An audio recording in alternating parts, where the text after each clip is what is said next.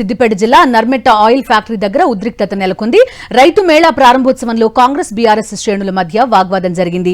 ఇరు పార్టీల కార్యకర్తలు పోటాపోటీగా నినాదాలు చేశారు. దీంతో ఇరు వర్గాలను అడ్డుకున్నారు పోలీసులు. బీఆర్ఎస్ శ్రేణులను హరీష్ రావు వారించగా కాంగ్రెస్ కార్యకర్తలను మంత్రులు తుమ్మల, పొన్నం వారించారు. గొడవ చేస్తున్న వారిని బయటకు పంపేయాలన్నారు పొన్నం. దీంతో సభలో కాసేపు ఉద్రిక్త పరిస్థితి ఏర్పడింది. ఒక్కరు కూడా మాట్లాడొద్దు, మాట్లాడొద్దు. మనము వచ్చిన మంత్రివర్యులను కనకరాజ్ కూర్చో కూర్చో కూర్చో దయచేసి కూర్చోండి. యాదగిరి ప్లీజ్ కూర్చోండి. ప్రోగ్రామ్ అనేది దయచేసి కూర్చోమంటున్నా. దయచేసి కూర్చోండి, కూర్చోండి. మేమున్నా కూర్చోండి, ప్లీజ్ కూర్చోండి అంటున్నా. కూర్చోండి, కూర్చోరా, కూర్చోండి అవునా. ప్లీజ్ ప్లీజ్ గౌరవం లేదా? గౌరవం లేదా? కూర్చోండి. కూర్చోండి. మీరు కూడా కూర్చో. వాళ్ళు కూర్చుంటారు. ఒక్కరికి ఓపికండి. కూర్చోండి. మీరు వాళ్ళు కూర్చుంటారు. అరే వాళ్ళు కూర్చుంటారు. నువ్వు కూర్చో. నువ్వు కూర్చున్నాక వాళ్ళు కూర్చుంటారు. కూర్చోమన్నా. నా బాధ్యత కూర్చో.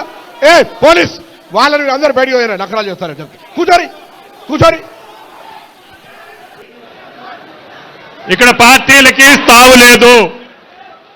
రైతుల కార్యక్రమం అందరూ కూర్చోవాలి. ఇంకా వెనక కూడా అందరూ కూర్చోవాలి.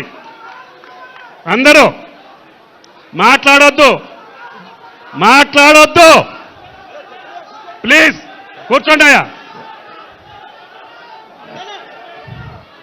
పోలీస్ బయటికి పంపించండి నుంచున్న వాళ్ళందరినీ. అమ్మా నుంచున్న వాళ్ళందరినీ బయటికి పంపించండి, లేకపోతే కుర్చీల్లో కూర్చోమనండి.